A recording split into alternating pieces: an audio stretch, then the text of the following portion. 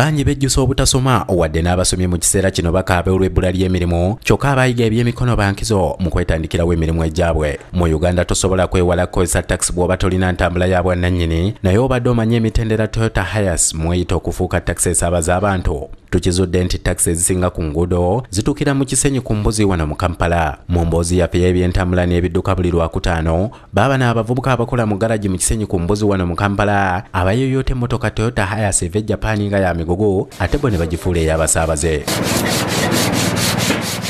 Oluvannyuma lw'okukulaga engeri emmotoka Toyota Hiace zikola ennyo omulimu gwa taxi kuno gye zituusibwamu era twalaba nti tezijjira mu mitto gy'abasaabaze n'ebintu ebirala bingi ebiba birina okukyusibwa okugikozesa omulimu gw'okusaabaza abantu. Sebwato Wire omu ku bakulira abaguluzi b'emmotoka empya n'enkadde mu kifo kino agamba nti wadde emmotoka zino ziba mpya zibeerako ebibulako bingi ate ezimu ziba zaatalaga nga zirimu ebituli eby'okuzibikira kubanga ziva e Japan nga nkadde. Kati es'okujja nejja ne tugiteekamu mitto kikuubo bitala waggulu taxi first aid bice byonna babigendako ne reflector. Ekirowoozo ky'okutandika okukola omulimu guno bakijja kukubanga emmotoka zino baazirabanga nga zibulako ebintu bingi era waakolera waliwo abantu abasoba mu 3. Omulimu guno agukoledde emyaka egisoba mu 2 era gwe gumuyimirizaawo wadde tagwenyumirizaamu olw'ensonga ez'enjawulo ng'obutaba na kifo kya nkalakkalira mwe bakolera. Kweffe mwe tukolera bwe tukolera wano bino giranga omugagga yaguzeewo tuba tunakunoonya wapya ate buli wonoonya wapya akasoma bo balina 10 osigaza 5. Enkyukakyuka mu mbeera y'obudde naye ebakosa kubanga langi gye bakozesa yeetaaga omusana okukala. Okwenkuba tetukolera ddala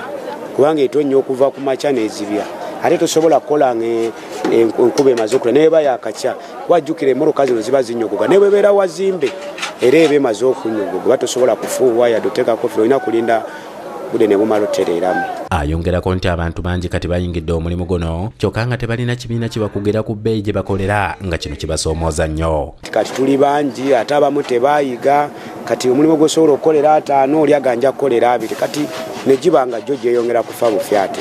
Abatamanyi mulimu guno be bagunyooma okusinziira ku Ssebwato era ye obugumiikiriza n'obwesigwa bimuyambye nnyo okufunamu kubanga teguleeta ssente za buli lunaku era okweterekera kikulu nnyo. Kisinzira wiiki osobola okukulamira wiiki n'ofunamu 10 n'ofunamu nenga tufuna katonenga oba olina okugezaako okusevinga okulaba nti okatereka.